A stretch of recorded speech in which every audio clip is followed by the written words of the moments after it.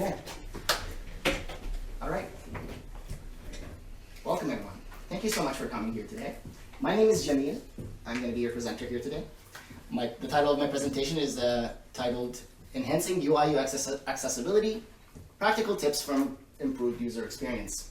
So, I want to preface this by saying I speak very quickly when I'm both excited and nervous. And you are in luck today because I'm both excited and nervous. So, if I find myself picking myself up in pace, I will slow myself down. But if I don't catch myself, you can nudge me, let me know.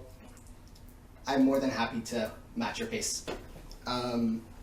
So, the title of my company is Sinno Technologies Limited, and let me go a little bit into who I am. So I moved to Halifax in 2004.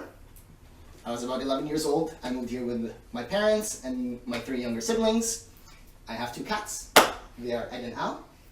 Ed is this guy. Al is giving us his derriere. I named them after the anime that I was watching at the time, Full Metal Alchemist Brotherhood, and I've had them, they're about 5 years old now.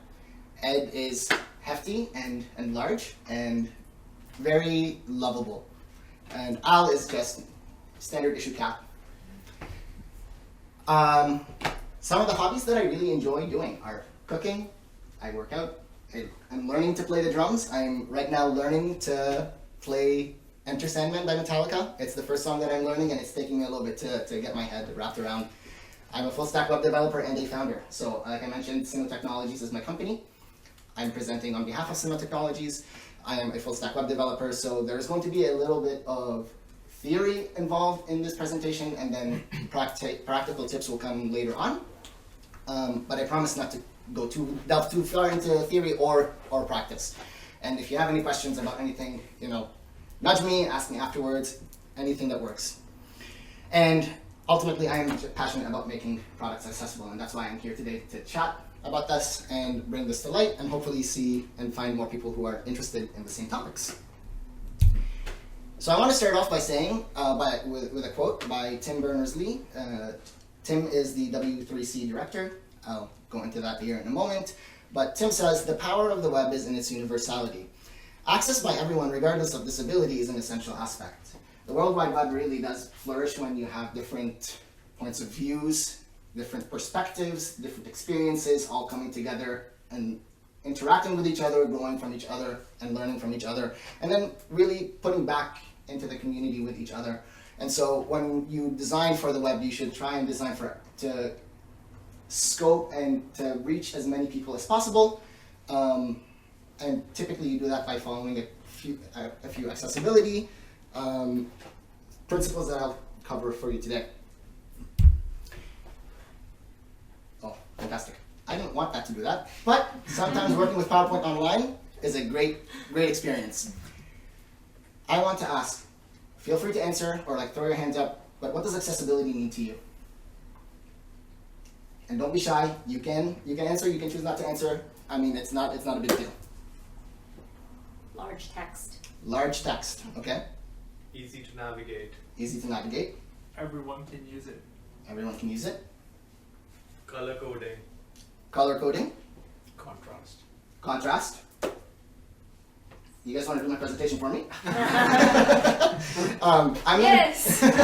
I'm gonna be repeating a lot of what you shout towards me because I am recording. So I'm also gonna try and speak into the mic at the same time and project my voice. So if I'm repeating what you're saying, I promise there's a reason.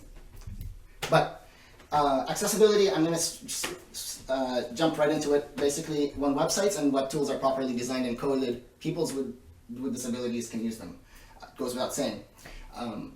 The World Accessibility Initiative, the WAI, they came together and developed the Web Content Accessibility Guidelines, and that's typically what I'm going to be referring to today because that is accessibility in regards to web development and web design. Many sites are developed with accessibility barriers that make them difficult or impossible for people to navigate or to use. And so that's not typically a good user experience, and that's where UX really comes in. You want to make sure that all of the steps that or the flow that you are taking your clients or customers through on the web page can be replicated across many different devices and so on. Making the web accessible benefits individuals, businesses and societies, typically when you design with accessibility in mind, you are designing for a fringe case, and everyone between you and the fringe case also stands to benefit from accessible features. All right, perfect. So who benefits from accessibility, right? People with physical, cognitive, neurological, or psychological disabilities. People with temporary disabilities. No worries. When you think temporary disabilities, think minor injuries, think casts, think sprains. Those are people who also stand to benefit if you need to use a pointer while using the computer, but you don't have access to your right hand for a couple of weeks because of a cast. Then you stand to benefit from accessible building. When you are faced with situational limitations, specifically, you might not necessarily have come across or be disabled yourself, but think of when you are walking down the road and you are walking on the sidewalk and you're about to approach the street and you are faced with a cut corner, a cut curb. Those were designed for wheelchair users in mind, but think of everyone else who benefits from that. A parent with a stroller, someone riding their skateboard, someone riding a bike. It just makes the road more accessible and safer for everyone else also using wheels for whatever the reason may be. And then, since we are talking about web accessibility, people with slow internet can't load large images or large videos or things that are just going to eat through their data. A lot of us, or some of us, might have access to unlimited data, but many of us don't. So you must consider when building web applications not to leave those people out. Perfect. So let's talk about the Web Content Accessibility Guidelines. I'm just going to go straight into the foundations, and it is basically what the internet runs on to ensure that we have a standard of accessibility that is as far as across the web that we can cover. And there are 4 principles to the accessibility guidelines. There are 4, no worries. The acronym is POUR. You can come on in, don't worry. You can come on in. The acronym is POUR, and that stands for perceivable, operable, understandable, and robust. So if your content is perceivable, you should be able to navigate it using any combination of senses. So that means if for some reason,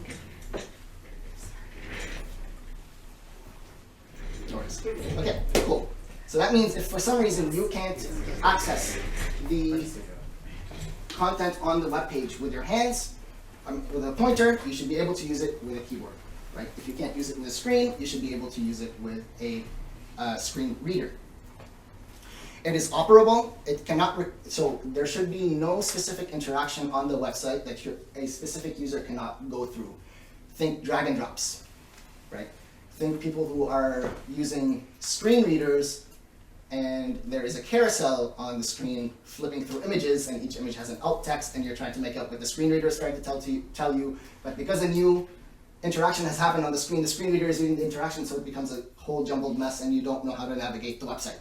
It's understandable. You don't use complex images. You don't use complex wording. The flow makes sense, and when you click on something, it operates the way that you are expecting it to. You click on the hamburger menu, a hamburger icon, you probably expect a menu to pop up, to slide up from somewhere, not to send an email. And finally, it's robust. So if you are using the computer using the website on a computer, for example, opening it on the phone, I should essentially fail the same level of experience or have the same flow on both devices. So there are different levels to accessibility, or to the accessibility guideline and the standards. Really, it's A, AA, and AAA, and we aim to achieve a AA standard.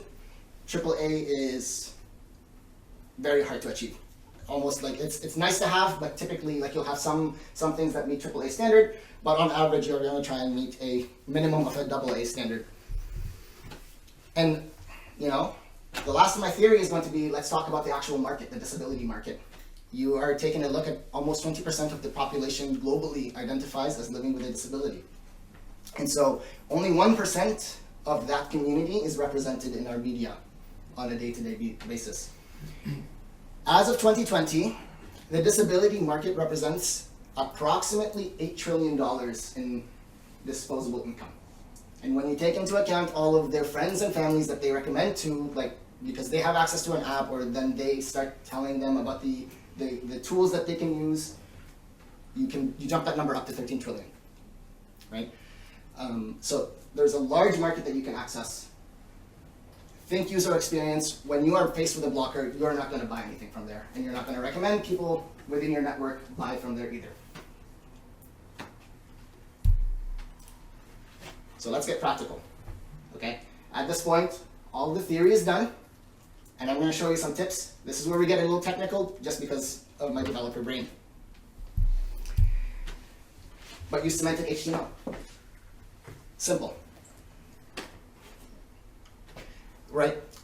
There are different tags in HTML, the language that appears on your web browser, that has different contexts to them and different uses. Specifically, your header, your nav headings, lists, forms, tables, figures, and link tags. So, the header is when you have the absolute top of your web page. You are going to throw probably literally a header in there, right? Your nav is where any of your links are going to go. So you want people to navigate around your web page or outside of the web page. Don't send them away from your web page. People don't like that. When you're navigating from your web page to maybe different pages on your web page, throw your links in a nav element. Headings are, if you're thinking of a section and you want to title your section, that's a heading. Headings go from 1 through 6, and it goes from the most important, and then it works its way down. Make sure that your flow goes down the screen from 1 through 6. So 1 always should be closer towards the top. Each main section, or each main page, should always have header 1, essentially. One very, very important heading on the screen that encompasses everything there. Lists, forms, tables, these are all things that just work with assistive technology, so make sure that you are not doing this. Hopefully everyone can see, I know it's very small, but what I'm going to do is I'm going to take some time to just explain what is on the page here, and I have some arrows pointing towards the differences. On the left-hand side here, I have a non-semantic example of HTML, where I have divisions, so divs, if you're a developer, divisions with different IDs indicating what they should be on the screen. The first one, you have a div with an ID of header, then you have a div with an ID of nav, and then it has lists, LIs. Then you have a div with an ID of main, which is going to hold most of your main content, and a div with an ID of footer. And this is all too common, by the way, on the internet. Yeah. This is not non-semantic HTML, but it works. You can access this on the internet if you are using your standard issue mouse and keyboard. But if you want to make it a little bit more accessible, the change is simple. It's so small. Instead of using a div with an ID of header, you're just using a header tag, a nav tag, a main tag, and a footer tag. These end up making it so that your content can be accessed using assistive technology. Hence, that's why it's semantic use of HTML. Can I ask a question? Absolutely. So like div plus a label, it's like all containers look the same, but just with different labels. And then if people look from outside, it's all like different containers with one label. And then the example on the right, it means like one is like a round container, another one is like visibly, I don't know, like big triangle container. So it's like very easily distinguishable. Visually, you won't notice a difference. The semantics is actually built into the tag itself. And so divisions are just containers. They just hold items. You haven't written anything. You're packing up all of your stuff in your house and you put them in boxes and none of the boxes are labeled. You've labeled your boxes here. So that when someone who isn't you, who doesn't know any of your thought process behind putting together all of these boxes, they can reference it using any combination of senses. They have a good understanding of what you're trying to achieve. So I have a question about Absolutely. that. So I agree with you that the left is very common, and I noticed that like a lot in WordPress templates. Yeah. And I don't work with WordPress anymore, but or any kind of theme templates, right? Yeah. So why is it that people use the left and not the right? I mean, the right has been around, 10 plus years now. It's like a while since I remember it being out, HTML5, right? But Why specifically? What is the preference? Yeah, like, is it just quicker on the left side and not having to deal with? Could be a various of reasons. Some of the main things that I come across is because people see the difference here, and it's quite simple. It's easy to change. It's really not, you're not asking too much of a developer to go from a div to a header tag, but they might not know the difference. They might know that the actual, there's a little bit of depth to accessibility. If you think about a lot of complex topics are deep, but narrow. Accessibility is shallow but wide. Once you learn a header tag, you know what a header tag does. But there's so many small things that you get to have to wrap your head around to get to know, to implement accessibility properly across your web applications. And I guess if you don't have a front end background, you might not know Exactly. accessibility. That's Yeah. what I'm learning, anyways. So. Exactly, and then it's also really, I don't like saying this, but in our current environment, accessibility does tend to fall by the wayside. And so when you're learning something and accessibility isn't brought to the forefront of the conversation, then people are just like, oh well, I can just div, and then I'm going to use Tailwind or Bootstrap and just make something look like a list element, right? It's simple. It's whatever works. If it works, it's great. That's the mindset for a lot of people, and then you go back to try and fix the accessibility thing. It ends up being sometimes you have to rebuild an application because it's just not accessible, and so a lot of people are just like, it's not worth it for me. That's what they say. Yeah. Cool. I mentioned this a lot with assistive technology, but ensure keyboard accessibility. Not everyone has access to a pointer. All interactive elements on your page should be navigable. So anything like a link, anything like an image that is clickable, anything like a button that is clickable, I should be able to tab there, okay? Instead of pointing there and clicking on it. And then I should be able to use my keyboard to also use that button. Because that's a second step that a lot of people don't actually take into account. But things you can do to ensure keyboard accessibility is to use a visible keyboard focus indicator. So when you are tabbing, I've done this a lot on a lot of websites where you can tab and you don't know where you're tabbing.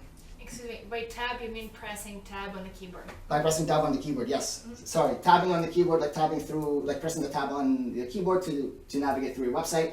But the only reason I know I'm actually making it through different navigable elements on the page is because on the bottom left-hand corner, you'll see a route show up per interaction. So if you're a developer, when you press a button and this button says contact, you're probably going to /contact. And I see that in the bottom left-hand corner, it shows up for a moment. I'm like, okay, I know I'm moving around, but I just don't know where I'm at, right? A skip to content link. Think about some of the larger websites. A lot of them have a lot stuff before you can make it to the main content. So having to navigate, jump through all of that before making it to the main content just becomes, you lose people, right? Logical tab order.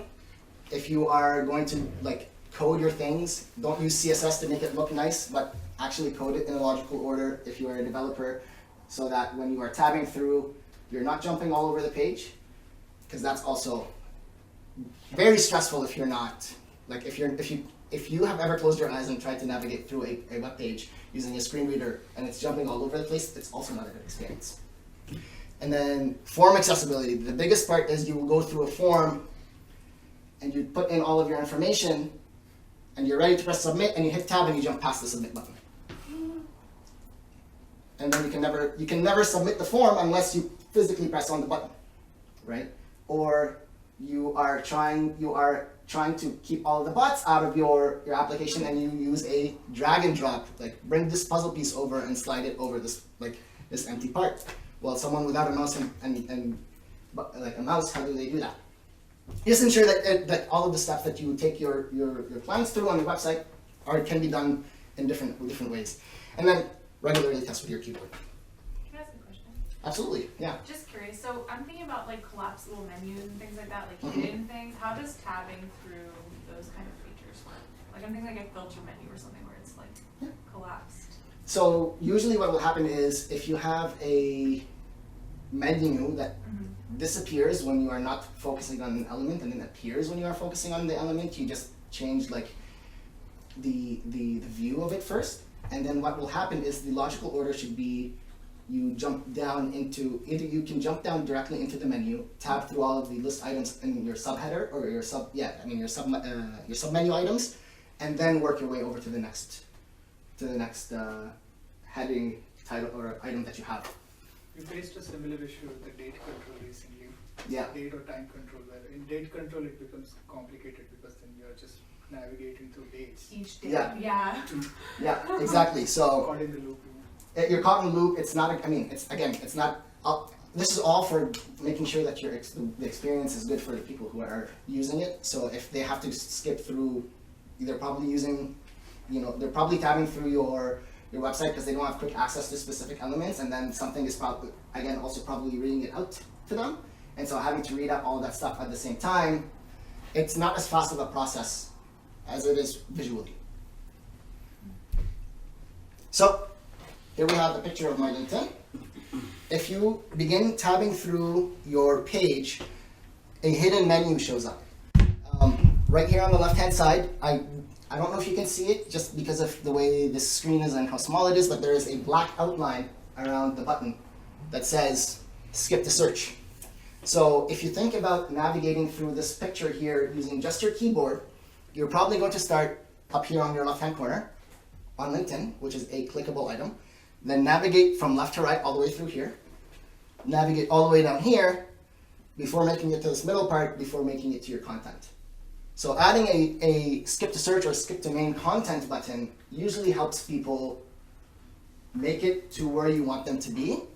But make sure you're testing, because there have been a lot of times where I've been like, okay, I'm jumping down to my content, and then I tab again and it throws me all the way back up. So make sure that when you press the button, you're jumping to your content, you can actually then continue going from where you're expecting to be. Hence your content should, or your web page should react the way that you expect it to. Enhance the contrast on the screen. This means color contrast, but also just like the size of the font or regular text or non-text elements on your screen. So maintain sufficient contrast between the text and the background colors. Use a minimum of 12 points or 16 pixels. You can set minimums on your devices. A lot of people will require zooming in and zooming out, so make sure your font scales. And finally, use a minimum of a 3:1 color contrast ratio for non-text elements and 4.5:1 or 4.5:1 for text elements. And what does that mean? So we're jumping a little bit into a color theory, but I have a diagram here for you. This is from Contrast Grid. On the left-hand side here, they pre-input a bunch of colors, which I have just used, the tile size for your viewing pleasure, and then you can select here on the left-hand side different levels of accessibility. So if you can't see, what it says from left to right is you have AAA, AA, AA18, which is an older AA standard, and then DNP, which does not pass. On this left-hand side here, you have your list of all of your backgrounds, and then on the top, all of your text.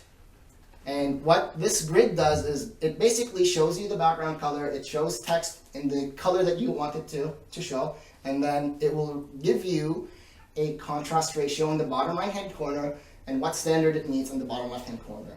This is just one of many tools that you can use either as a designer or as a developer in order to ensure that people are going to be able to read your stuff. Really, that is what it comes down to, right? Yeah, it's a very helpful tool.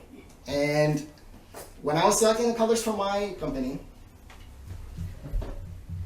hint, hint, nudge, nudge, provide alternative text. What this means is when you are adding images and icons to your web page, to your application. And not everyone is going to be able to visually see what you are representing. They are going to need a description of what you are trying to show them. Describe the image for non-visual users and convey the image in a non-generic way. So be specific. Make the text relevant to the page and to the image. Usually there's a theme that you have going on your web page, so keep your pictures and your text relevant, and then be concise yet informative. So I'll show you what I mean here. A question. Absolutely. How do people get away with using super small fonts in websites and apps? Because it's something that I always debate with my colleagues when creating a website from the ground up or an app. There's always this rule from WCAG that the minimum should be 16, but if you open your iPhone, you'll see that 16 is triple the size of not triple literally, but open Instagram or anything from Google or YouTube, anything, it's way big, it's way smaller than 16. Same with a lot of like input fields, non-text elements. Labels, yeah, exactly, labels, the outline around an input field, it's normally not even 3x1 because it looks kind of, in your face. A lot of visual designers tend to reduce the opacity. How people get away with that? Because it's always like a thing that we have to like, sort of like work around, or we literally do AA, or we ignore it because like everybody's doing it, so why not? And we're already meeting AA or AAA and all of these kinds of things. How do you balance, I guess? How do you balance it? Yeah. I mean, so for the most part, you have to advocate best practices. You are going to come across people who are going to give you a lot of pushback on what you are bringing up, just because it's like this is the standard that people have been using in the past. But that's something that I don't really like falling into too much, just because the way that we've been doing things is not a good reason for you to continue doing things, right? Like you always have room to learn, you always have room to grow. Ultimately, it's just you're going to come across people who don't know better, and it's not maliciously, right? It's just they don't know, right? And so it's a matter of bringing the conversation to light, talking about the conversation, and then also putting it in perspective as to like when you decide to make a design choice, are you choosing to exclude people from using your application? And if you're aware of you're excluding people from using your application, what are the implications of that, right? Not to scare people, but sometimes depending on how inaccessible your website is, you could open yourself up to a lawsuit, right? Like, so these are things that these are just topic points that you can touch on and you can advocate for. So people end up making, I don't want to say a better choice, but a choice that is friendlier to a larger group of people, right? I will add in your question to apps that use like smaller fonts, right? So on your mobile, there's that native function to increase in zoom. So that's the option I believe that the companies are relying on, right? So like if most of the users are a younger generation and don't have that vision, barrier, then it's fine. But my parents, they increase their iPad and MacBook, what is the light version, they always increase the size up, and it looks like gigantic to me, but it works for them, right? So they don't have to squint. So I think as long as that is built into, if that's a consideration, that's their workaround. Yeah, like it doesn't glitch when you use like 200% zoom or something like that. Yeah. Because I've been through that. Right, and the thing is, you should never implement a zoom max or min, right? Because a lot of people do that. They're like, oh, well, I don't like it. It doesn't look the way that I want it to, but, so I'm going to turn off zooming as a feature altogether, right? When in reality, that's just like, you should probably avoid doing that. You should also, making sure that things are robust, zoom into your website and your application and make sure that things are working and nothing's overlapping and stopping people from accessing important information on the screen. One more question is that, excuse me, is the 16 pixel rule, is it for web applications or is it a standard blanket for even native apps? It's for the web, for all applications in general, but like it comes from the Web Content Accessibility Guidelines, which will cover both like your computer applications, anything that you use on a standard issued browser, and mobile applications. Yeah, so anything that you access through the web will fall under these guidelines. Yeah. And I just wanna like a quick thing, if you have like a heated argument, the thing that worked for me before is do a usability testing and then show to your partners or stakeholders actual people who are actually struggling. Because like Ruby, you said, like the parents, like my parents, I feel they just are guided by their intuition when they navigate the apps and websites. Like I observe them, I have no idea how they do this. But if you bring like a new thing in front of them, then they like struggle a lot, and I would just like record this and send, to you, for example, if this is the app. But it doesn't mean it's only like older people, right? Like Jamil said, especially temporary, like somebody can be impaired, like you have a surgery and like good luck. The best selling point is ultimately, one way or another, we are all going to need an accessibility tech or need in our life, right? It's almost inevitable, and when you're dealing with accessibility, you're taking care of most of the population. I don't like using absolute words because you will always come across a case that you just haven't come across haven't come across before or haven't thought about. I mean, there's always fringe cases, right? But, press the wrong button. About alternate text. Again, I am using on the left-hand side here an example from LinkedIn. I am uploading a post myself, so you don't have to be a developer or a designer to make the web more accessible. Before I posted the post itself, you can see I'm in the editor here, so I clicked on an edit button, and there was ALT, so that stood for alt text, and I input my own alt text. A lot of applications nowadays will generate automatic alt text for you out of AI. I don't recommend using that. It's not there yet, maybe one day, but try to be a little bit more involved in what's showing up on the screen. So let me quickly here, I'll read out what's on the screen because I'm sure it's way too small. But an image represents a poster with a title, a services section, an icon representing a computer, and a call to action. Transcript, it says, web and mobile services, consultations, web applications, mobile applications, accessibility audit. For inquiries, visit my website and then Sinno Technologies. If you're not taking a look at the poster, you probably can tell what the poster is trying to convey to you and where you should be going. If you're a developer, you can always include alt text before uploading your images to the website. It is built into the image tag. And I have no image here, but I'm sure if I say this, a beautiful landscape with a serene lake and mountains in the background, I've painted an image for you in your head. You're probably thinking of something different than me, but it is general and concise enough that we can all probably build something or like draw something that would end up being similar. As Nada said, include users with disabilities. Okay? Conduct usability testing with individuals who have disabilities to gather feedback. If people are giving you pushback, as Nada said, if you guys want to present my presentation, displaying and conveying the struggles of people trying to use your application, and then putting that in terms of that when people struggle, when you think about user experience and they're struggling to get to the point of your application, they're not going to spend their money with you.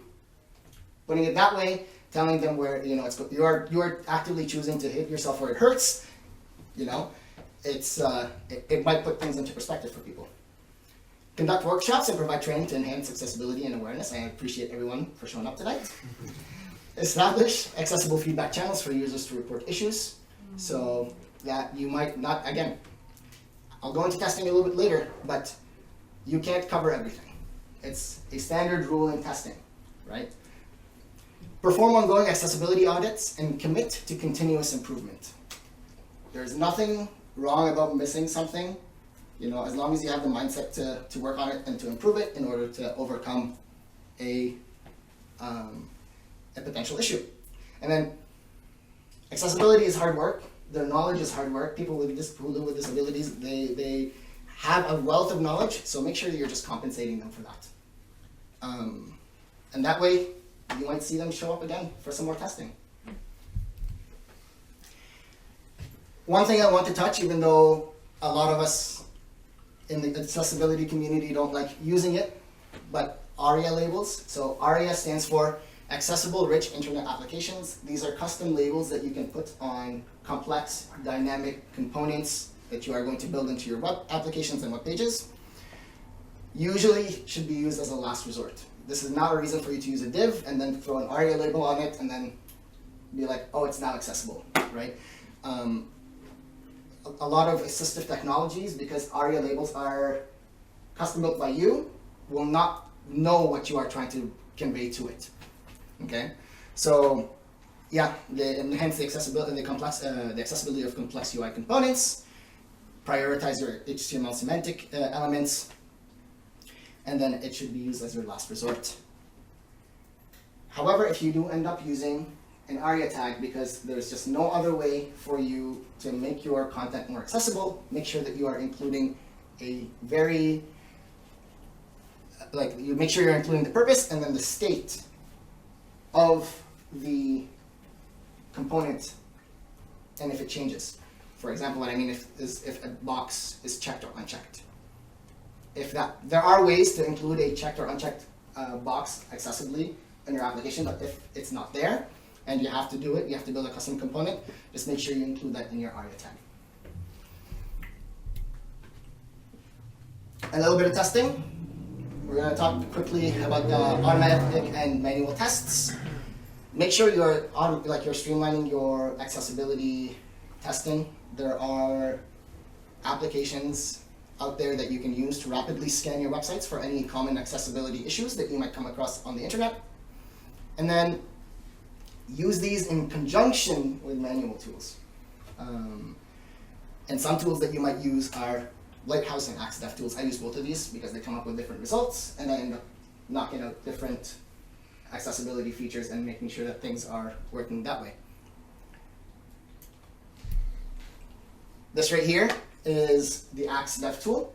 This is built, you can install this right into your Google Chrome browser. I'm using a Chromium browser, but on the left-hand side here, this is what will show up when you click on the little button on the top. You can scan your entire page or parts of your page. AxeDev tools, I really like it, but it is paywalled. That's why I use it in conjunction with the Lighthouse accessibility tool scanner.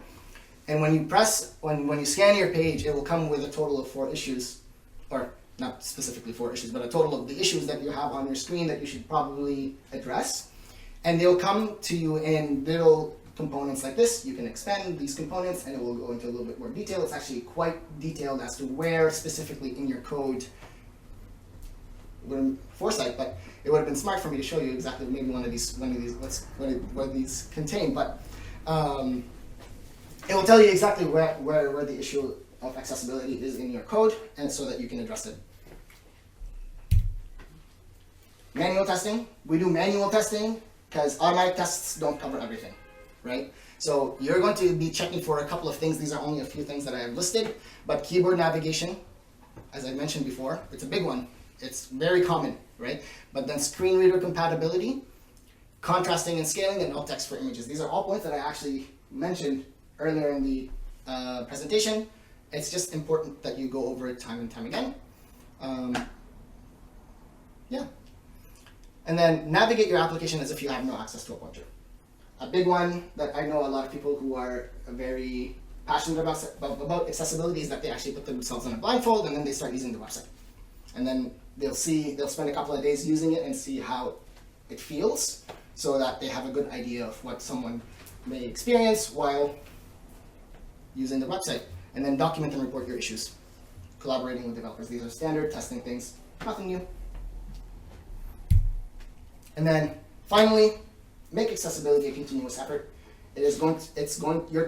Your application is not built in one day, or it's not built once and then it's done. It will continue to be worked on, and so make sure that you bring accessibility to the forefront of the conversation as you are building, so that you remain accessible, you foster an accessibility culture, and you develop roadmaps for future improvements with accessibility built in mind.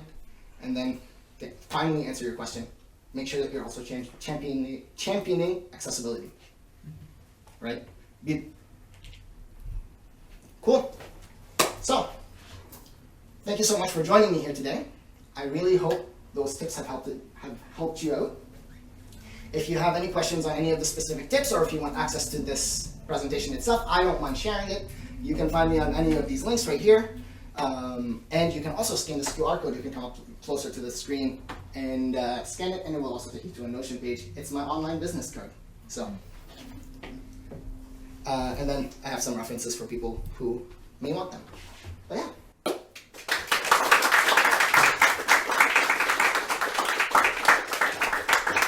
Thanks, Jamil. Thank you. So we'll open up the floor for any Q&A for the next 10 minutes and then go into some mingling. So, still yours for it. It's not a question, it's more of a comment. So Yeah. I feel like for accessibility, it also depends on the context, right? Like, it depends on your users, the users who are going to use your application.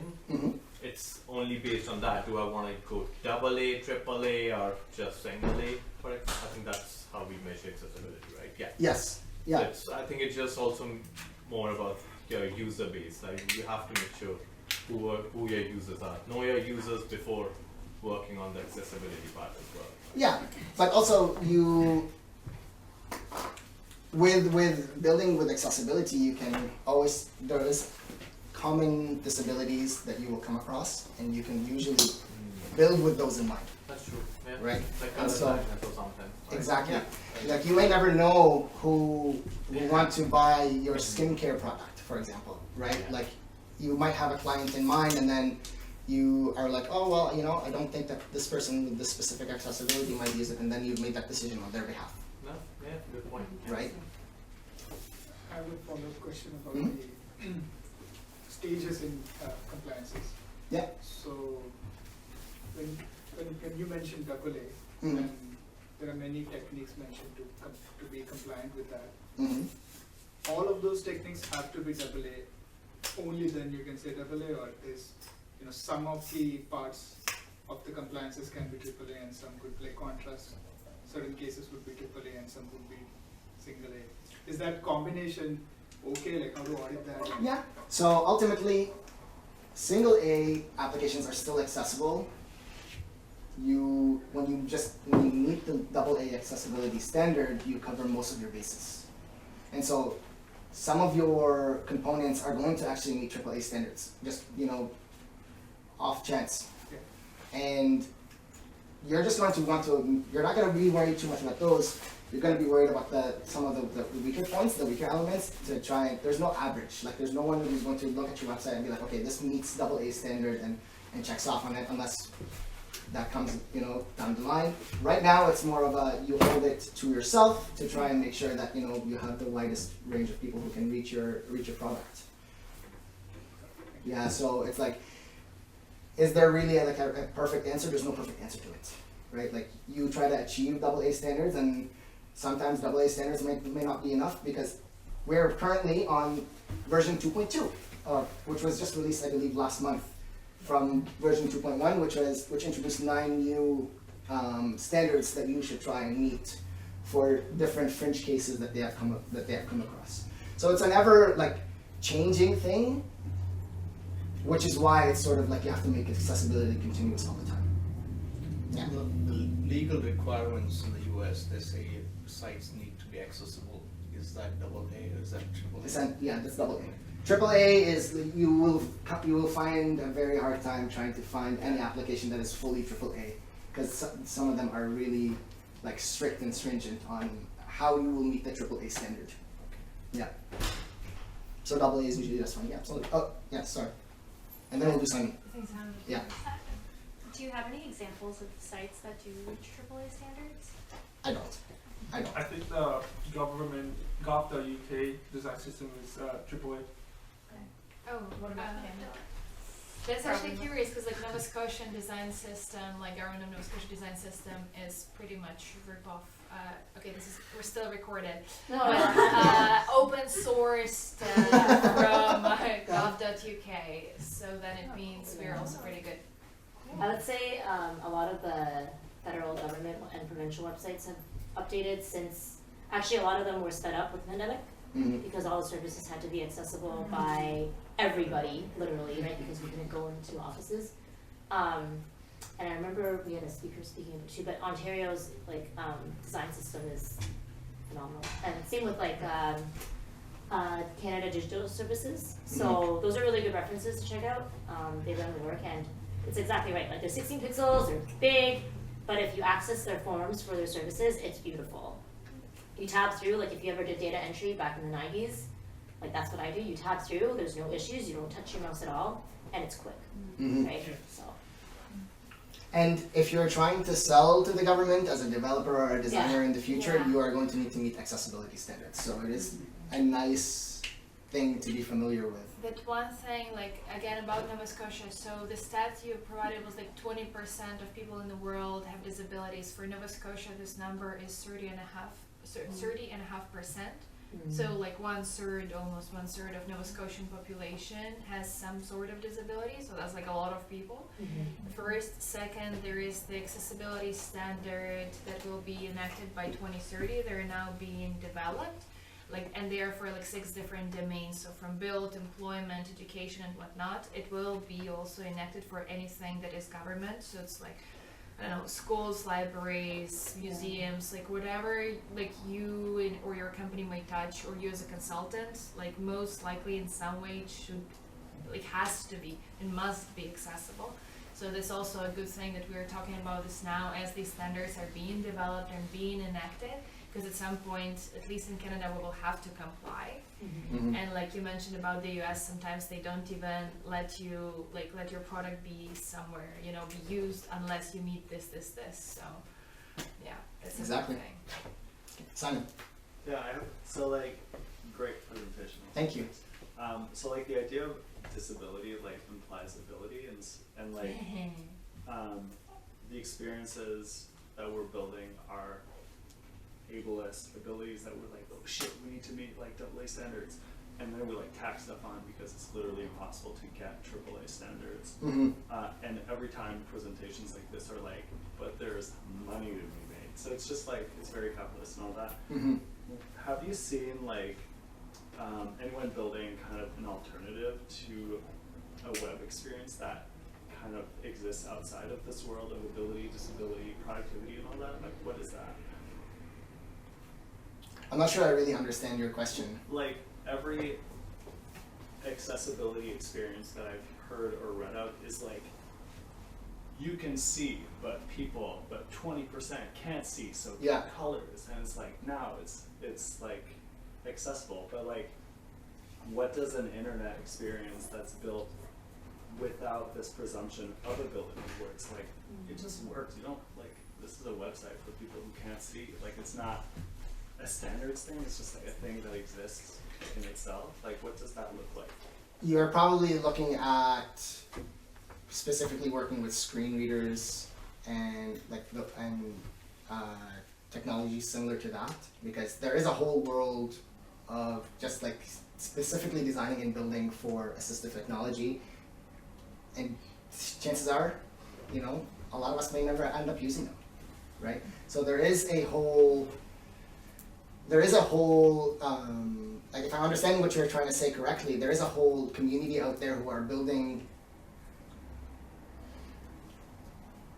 tools and applications for those of us who have to experience the web differently, because in a sense where it's a lot of people who have invested a lot of money into the application that they currently have, they're not willing to spend all that money to reinvest. So you see people come up with their own free time and they start building applications on their own as part of their own free will in order to think open source projects, right? In order to benefit the community, because that's how the web was essentially founded, right? Build off of each other, build for each other, and then use it together, sort of thing.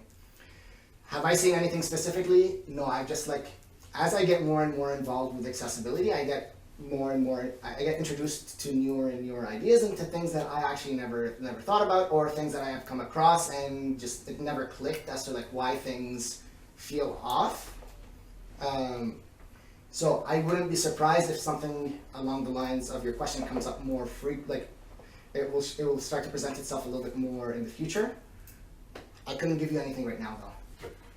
And just like as a little aside, the Yeah. cut curve thing was Yeah. originally vandalism, so it's like really interesting how, yeah, it's just like disabled people that were like, this sucks, here's like a bag of cement in Denver, and they did it, and then people were like, who's doing this vandalism, this needs to stop, and they broke it. Mm. And they were like, this is awesome. Hmm. But also, like when I say things like voiceover, when I say things like these are things that are built into your Mac. You think Siri, Yeah. you think Alexa, all of these tools that you talk to and that responds to you started off as assistive technology, Yeah. right? And now it's So everyday. and now it's our everyday thing. I'm like I tell Siri to put a timer for me every day. Yeah, my kids have a question. Hey Google! Yeah. And I'm like, why don't you ask me? Because Google can know it right away. Yeah. I was just wondering when you were talking about the divs and Yes. navigation. Yeah. The thing about it is that do you think there's too much content on certain applications already though that they can't break it down without having an anchor or bringing somebody not in a cyclic motion though, right? The web kind of got away from going back to an anchor other than like home screens and like Spotify or home screens. The home screens is innate in terms of starting again in the way that you use the application. But in terms of splitting up applications that are already done, Mm-hmm. that when you're talking about the divs, the problem with divs though is that not a problem of people just adding content without actually having a theme to what they're adding and not wanting to make an additional page though, that because that page has so much necessary work that's done to make an additional page, and then there's always a reason why there's an additional page. But if you could go back to say for accessibility though, then that extra click is it not what you get into is like lag in the application in terms of loading or in terms of people's connection or in terms of their data, it's getting better. Mhm. But that extra click was told to get away from because if it takes too long, people won't like your application.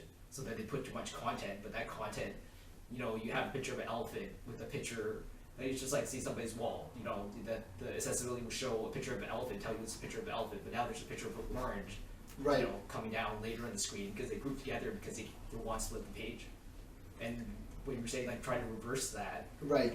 they don't have another theme to split up these two pages. It's almost like I think about like commercially when you have a website and the suggestions that and you maybe realize for accessible individuals or people who have difficulty, and that's too much content. You Mhm. have the web reader read that, and it's added work when you ask somebody, you have to describe what's in this picture, and then they ask you why the picture is there in the first place, but Right. you want that picture there. Mm-hmm.